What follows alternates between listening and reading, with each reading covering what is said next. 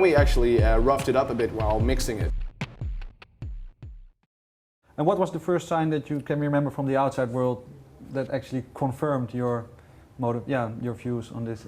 Was it a signing or maybe a producer that came up to you? Or? Yeah, we had really no idea at first. I mean, we did the first 5 or 6 live shows before we started actually recording the album, where we had people coming up to us afterwards, really talking to us. Some people, business people were there and offered us, here's my card and, really give me a call and all that.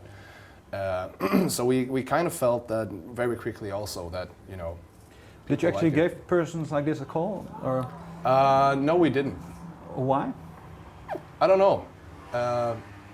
We got a really cool offer before we really had time to do anything about those first ones. It was not because of a do-it-yourself mentality or anything. You were open for these kind of. Yeah, of course. Yeah, we wanted to have a bigger label to come in and help us out. We just wanted to do the record ourselves and then go straight to the label and just say, hey, this is done. You want to put it out.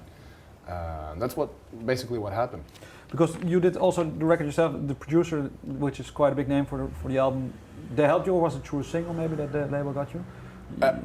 Well, they didn't actually produce it. It was only the mixing part. And it was kind of funny also. His name is Stefan Glaumann, and he's been working with Bon Jovi, Rammstein, whatever. Lots of bands. And he mixed the album up in Stockholm. And we did not have a budget to go to Stockholm physically and be there.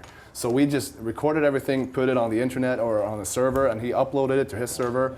And then we called him and said, hey, okay, we want it to sound like this and like this. We want the snare drum to sound like this, and And then he was like, okay, I'll get back to you. And then we got a mix in the email. It was like, okay, listen to this. And then we called him back and said, okay, it sounds good. We need to change this and this and this. And that's how we did the whole album, the whole mixing part of the album. But could you say that the mixing was done by a good professional, and the recording, how was that? Was that on a much lower standard for you?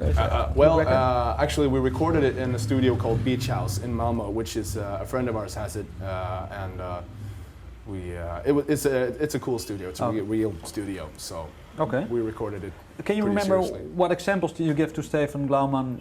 What you would like to sound like, maybe in a way, or was it just because you want to sound a drum like this, or were there sort of musical examples that you gave him as well? Well, I just think we described it without. I mean, there were a few names thrown around, but I think basically what we wanted was hard-hitting stuff like that, lots of compression, lots of aggressive feeling to it, the way we played it. So, yeah, because that's interesting. Maybe to come back to the first question. For example, metal has some very extreme productions, and to Eminem, it's very slick. It's somewhere in between there, or are you very much aware of the possibilities? I mean, the possibilities between Eminem and Behemoth. No, but maybe did you have in mind a little bit of raw edge to it, or you wanted a bit more high quality production in a way? I think we recorded it pretty slick. We sat down and we didn't put a lot of dirt into the recording. We played it pretty clean and tight, and we made sure it sounded good. And then we actually roughed it up a bit while mixing it, because we felt we were a little too careful maybe recording it. But I'm very happy with it. I think we all are, and the record company was certainly happy, because it's like sounds good, and the audience want good sounding records. So that's true.